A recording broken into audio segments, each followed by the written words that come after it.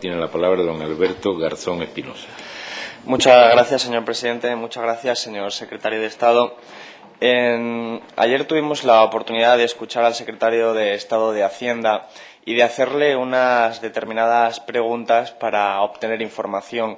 Nuestra posición sobre esta crisis y sobre estos presupuestos en general es bien conocida. Asimismo, también es conocida nuestras críticas al contenido y a la forma de los presupuestos. Por eso me gustaría intentar presentarle una serie de preguntas para obtener información que pudiera arrojar luz sobre lo que realmente significan estos presupuestos. Algunas de esas preguntas, insisto, se las hicimos llegar ayer también al secretario de Estado de Hacienda, pero con poca fortuna a la hora de obtener esa información de forma concreta. Me gustaría comenzar, ya se ha dicho aquí por la intervención del Grupo Socialista, y usted mismo también lo ha comentado, las previsiones del Fondo Monetario Internacional que difieren con respecto a las previsiones del propio Gobierno, pero no solo en el aspecto cuantitativo, sino en su llamada de alerta a el peligro que supone recortar más de la cuenta. Y estos presupuestos son unos presupuestos durísimos en este aspecto. Son un recorte brutal a todas las partidas presupuestarias prácticamente. Y eso no cabe ninguna duda de que va a dañar el crecimiento económico de nuestra economía.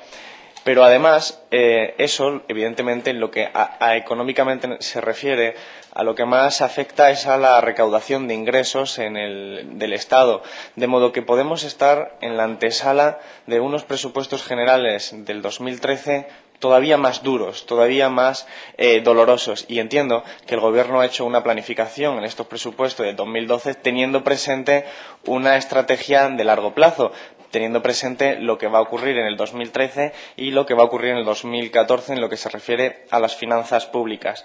Por eso, la pregunta que me gustaría intentar obtener respuesta es ¿cómo se va a traducir, según el Gobierno, los recortes de hoy en el crecimiento económico de mañana? ¿Cómo es posible que, atendiendo al efecto contractivo que tienen los recortes, mañana y pasado, el 2013-2014, podamos asegurar que vamos a recuperar ingresos suficientes y va a volver la actividad económica a su cauce como el Gobierno espera en sus previsiones? ¿Cuáles son los mecanismos por los cuales eso va a ser así? ¿Acaso a través de las reformas estructurales del mercado laboral, bajando los salarios? ¿Acaso van a tener algún incentivo las empresas para volver a contratar? ¿Cómo va a repercutir el consumo, la inversión? ¿Cuáles son los mecanismos que el Gobierno espera que sucedan a través de las reformas para que los recortes de hoy sean el crecimiento económico de mañana?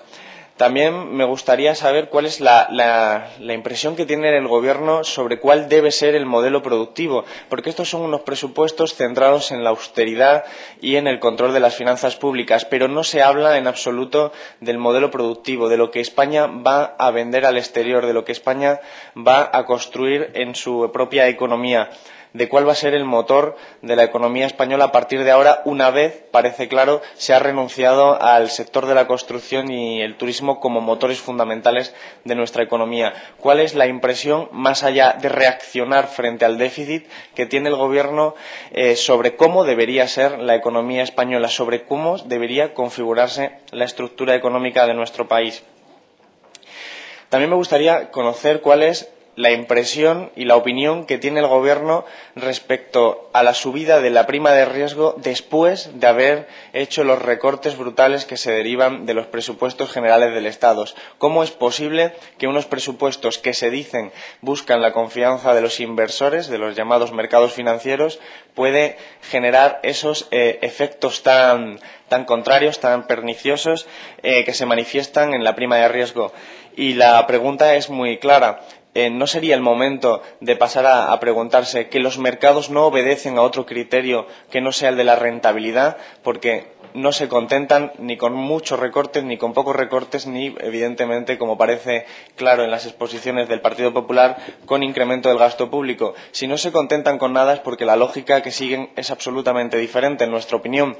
Y, por lo tanto, la pregunta que hay que hacerse es ¿no es el momento de empezar a regular los mercados, de promover la regulación en todos los niveles administrativos administrativos para que los mercados obedezcan a las directrices de la política económica y no tengamos que estar subordinados a ese criterio de rentabilidad de cortoplacista de obtención del beneficio en el menor tiempo o espacio posible. Y usted ha hablado de desequilibrios, centrando su exposición en esa cuestión, pero, sin embargo, lo cierto es que los desequilibrios comerciales no pueden explicarse en modo alguno por el gasto público excesivo. Nosotros sabemos perfectamente que había superávit en las cuentas públicas en el año 2006-2007, que lo que teníamos era un endeudamiento de en torno al 50% sobre el PIB en ese mismo año, 2007, a las puertas de la crisis, endeudamiento público, pero sí es cierto que el déficit comercial excesivo y que nos desequilibra se puede explicar por las deudas privadas de las familias, las deudas privadas de las empresas, que son al final las que han estado generando esos desequilibrios. Pero estos presupuestos generales, así como las leyes y reformas estructurales que usted mismo ha mencionado, no hacen mención alguna a cómo vamos a acometer esos desequilibrios en las finanzas privadas, cómo van a ser los mecanismos. ¿Se ha pensado el Gobierno habilitar algún mecanismo para combatir esas deudas privadas? El Fondo Monetario, se lo decíamos ayer al secretario de Estado de Hacienda, el Fondo Monetario Internacional ha propuesto imitar en este sentido a Islandia y promover la reestructuración de las deudas de las familias. ¿Tiene el Gobierno pensado hacer algún mecanismo de este tipo, de esta naturaleza?